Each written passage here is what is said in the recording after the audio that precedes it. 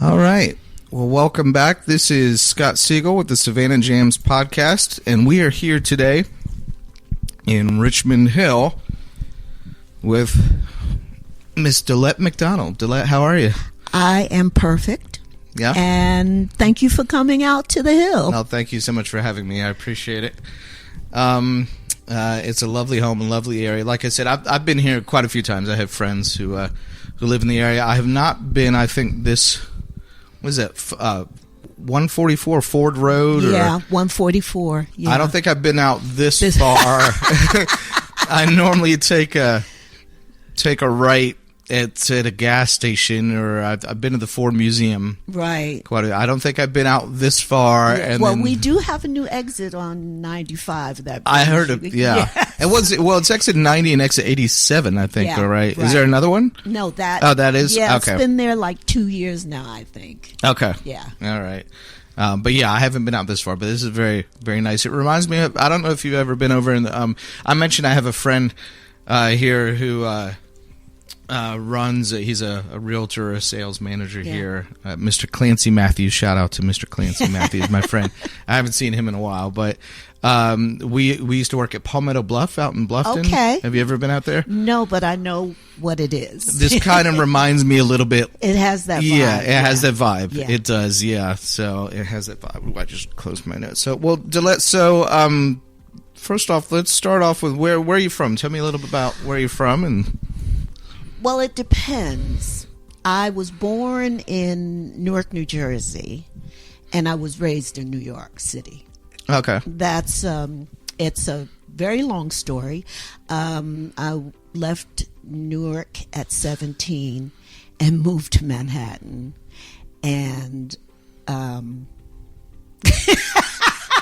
and life happened. Yeah. Yeah. And that seems like a short story as opposed to a long story, but there's a lot in between. A lot in between. Life Okay. happened, yeah. Well, no worries. And I'm grateful, that I had the courage to actually leave Newark and move to Manhattan. Yeah. Around what years would this have been? 1969, 1970. Oh, wow. Okay. Yeah. Yeah. I around graduated that time, from high school in 69 and said bye.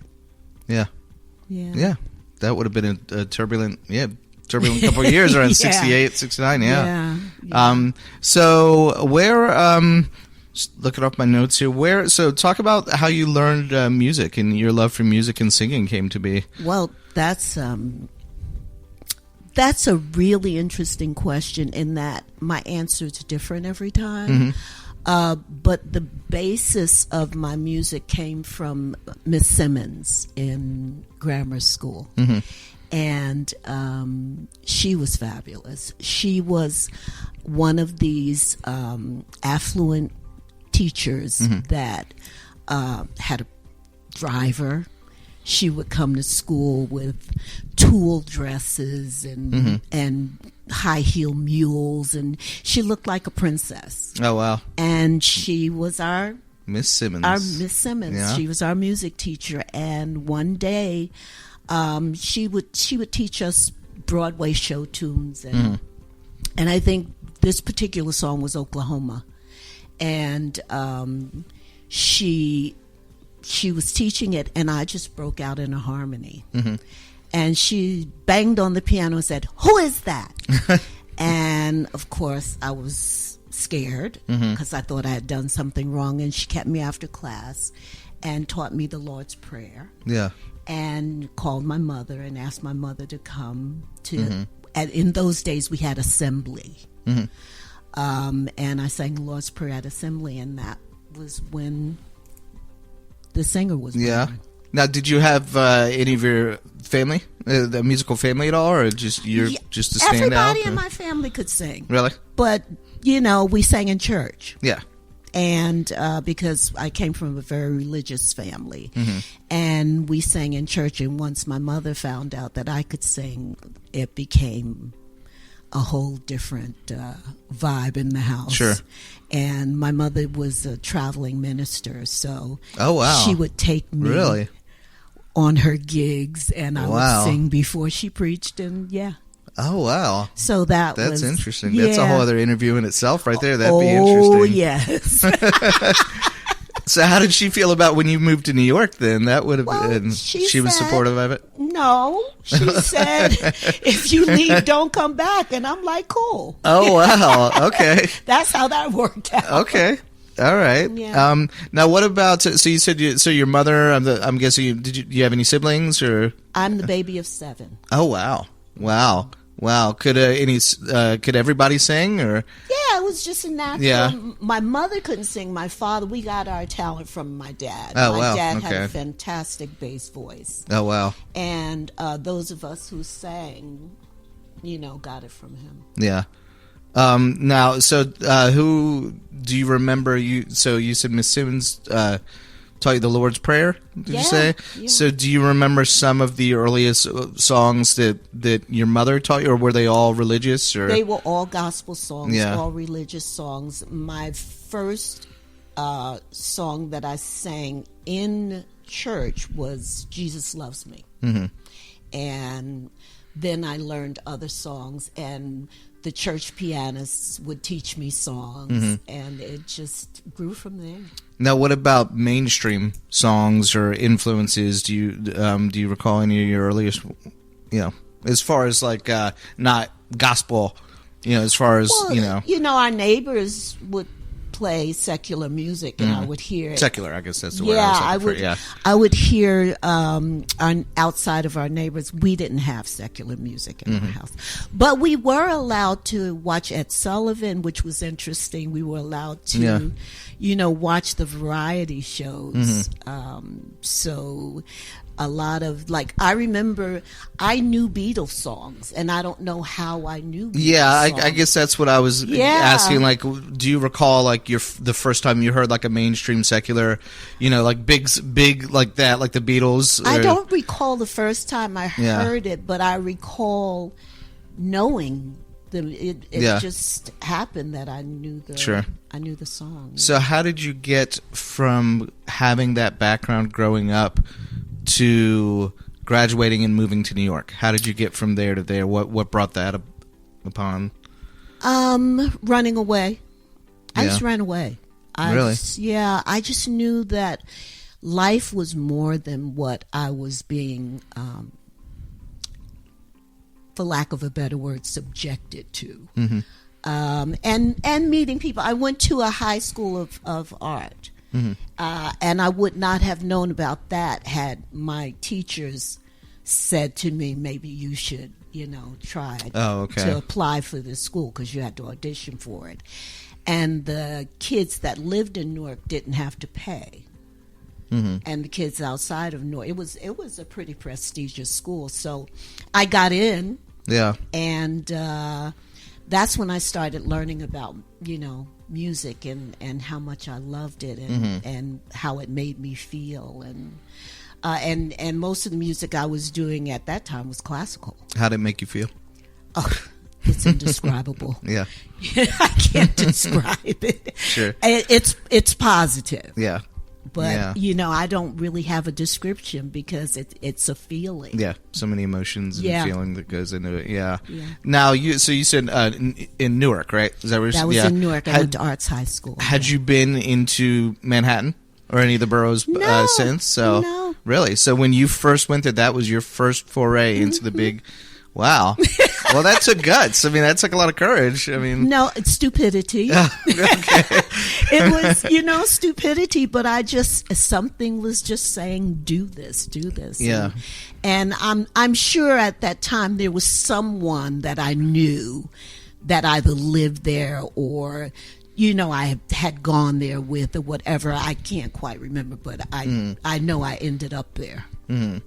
Now, how did you go from getting there to your first jobs, supporting yourself, and then I guess up to your first? Well, I always had a job. Mm-hmm. I had been working since I was 14 years old. Oh wow! Okay. That's what typing does. When you take a typing class, you always have a job. Yeah. And so I would type after school at a place called Milton Laufer Rugs. And I would type. Say that 5 times fast. No. and I can't even believe I remember this. Milton Laufer Rugs. Yeah. Well, my sister had the job before I did. Okay. And so when she left for a better job, she asked me if I wanted to do the job. So I was just typing invoices after school. Mm-hmm. And that was my first job. So I always had, and then I worked for an electronics company. Mm-hmm. And I always had a gig. And I went to New York and I started working for, I think it was Hertz, rent-a-car. But it was not the rent-a-car division. It was the division that did trucks and all of that kind of stuff. So I worked in the accounting department there. So I always had a job. Yeah. I just had to, and I didn't go to New York to sing. Mm-hmm. I went to New York to run away. Oh, okay. All right. The singing came later. Okay. Well, so how did that come about? Were you, just hanging out in the bars or the nightclubs with friends and yeah. So how did that lead to I guess maybe your first big break or just meeting, connections or I started singing background for Whitney Houston's mother, Cissy Houston. Oh, yeah. And wow. I did, and through her I met a lot of people, and I started recording. I did my first recording session with her, and from there. How did you meet her? How did you get connected with her? A gospel piano player that I used to sing with played piano for her, and he told her about me. And, sure. Yeah. And that's basically the story of my life, where it was just word of mouth. My whole career was right organic, place at the right time. Just organic. I never sought out anything. It just happened. Yeah.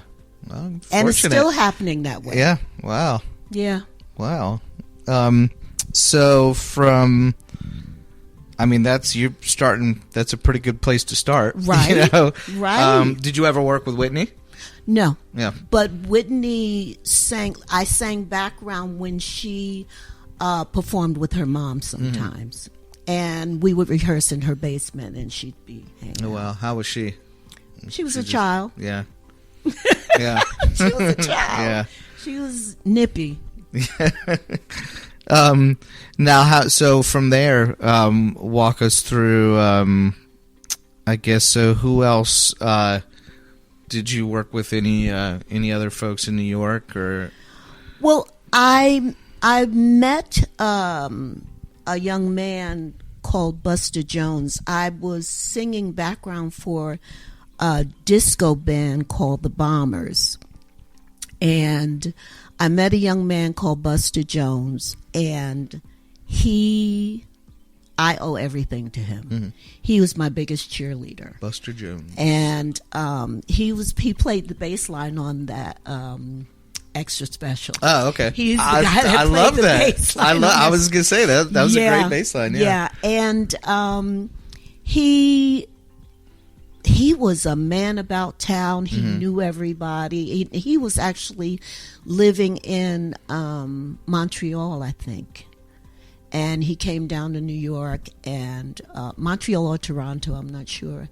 And he asked me to sing on his album. He was doing an album. So I sang on that, on the demo for it. And then he ended up telling me about the Talking Heads. Mm-hmm. And, of course, I didn't know what a talking head was. I didn't know about new wave. I didn't know about punk. I didn't know about any of that because I still had the mentality that if I hung out with those people, I was going to go to hell. So that's what I was going to, yeah.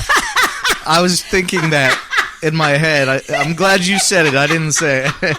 No, it's the truth. I was just thinking about that. Yeah, it took me a long time to unlearn that behavior. By the way, therapy is a great thing. Wow. So he introduced me to Talking Heads, and that was the beginning of the rest of my life. So that was when they were just starting out, or had they had already been established by that time, right? Yeah, this would have been established, and they wanted to augment their band. Okay, yeah. And so there was They had two basses. They had Tina and Buster, and then they had Adrian Ballou on guitar, Steve Scales on percussion. Yeah, they had a big band, if I recall, right? Yeah, they had a lot of people in the band. Bernie Worrell from Pink. Yeah, oh, I know. Yeah, and seen him quite a few times. Yeah, and we augmented the four of them, and it turned into something really fantastic. Yeah, wow. So I got to tour the world with them twice. Wow, it was cool. Yeah. Wow. What? No, so this would have been early 80s, or early 79, 80. late 70s. Okay. And that was that you and I talked about Canada. That's where that Canada thing came okay. in. Because my very first gig with them was at the Heat Wave Festival in Montreal. Okay. In Toronto, I think it was.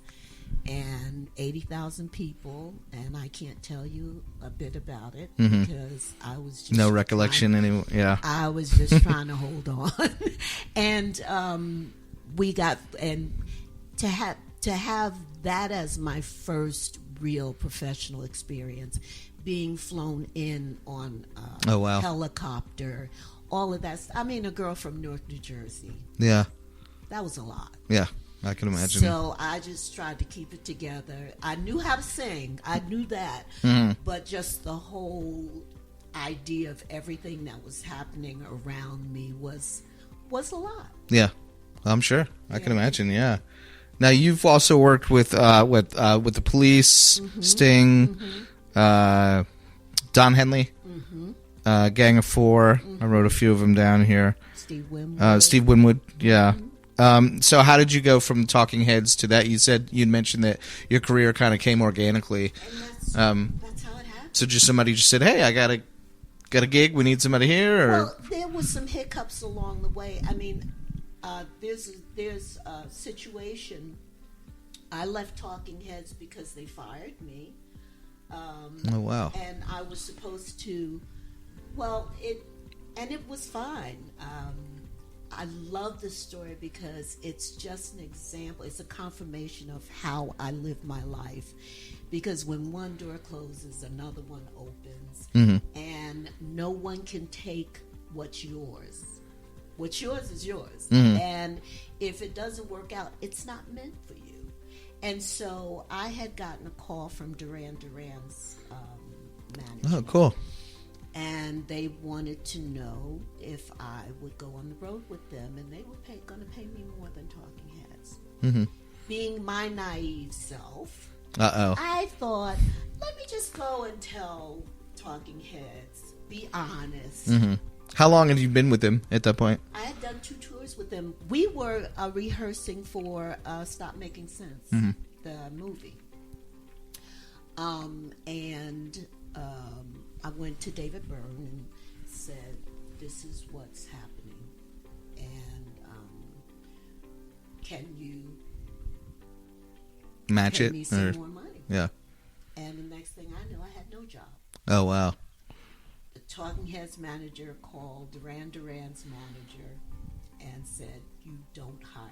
You know, there's a whole thing. Wow. Yeah. That's some spite right there. Well, I actually didn't know that had happened until I was doing a video with Sting at a soundstage in Los Angeles, and Simon Le Bon came to me and said, "I'm so sorry, Dolette.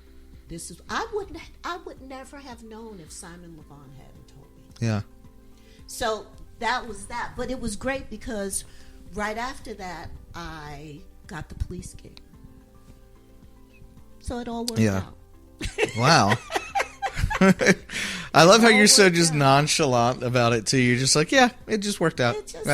Did you ever have a feeling like things weren't going to work out at all, or just like you just kind of like always just felt okay, like something else will come along? Or one of the good things I got from being raised by my parents is to know that everything will work out. Faith. Yeah. Yeah. I have a huge desire to believe that from my upbringing, I'd be a hypocrite if I believed otherwise. Sure. So, it really worked. And every situation that I thought was a bad situation turned out, in hindsight, to be the best for me. That Now, we don't know it at the moment. I was going to say, at that time and place in your life, but throes of it, we're like, what the? Sure. However, you look back and you say, yeah, okay. Yeah. In hindsight, yeah. Hindsight, yeah. So from there, you got connected with just, that's just how it happened organically, just from going from there to, Police with Sting, and then I guess, Don Henley and Steve Winwood and all. Wow. Yeah, and the good thing is artists see you with other artists. Sure. And they go to the show and they're like, I want that girl, I want that person, yeah. I want that. I mean, that's what happened with Mick Jagger. We were on, Janice Pendarvis and I were on tour with Sting. He saw us. We were in New York at the time, and he asked us to come and be on the record. Wow. And that's how that happened. Wow. Yeah, it was fantastic. So you have knew a lot of legends, a lot of iconic, and have become iconic and legendary yourself. That's what they say. I'm still wondering about that. But that's what they say. Yeah, I have led, and I still lead a charmed life, but I have led a very charmed life, and I'm so blessed, and I don't take that lightly. Yeah, it's not lost on me at all. Yeah.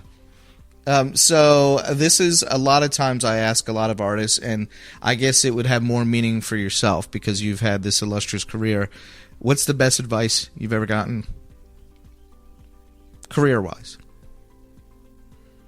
I didn't get any advice, and that's probably why my career was I did so well, because I didn't get any advice. I was just flying by the seat of my pants most of the time.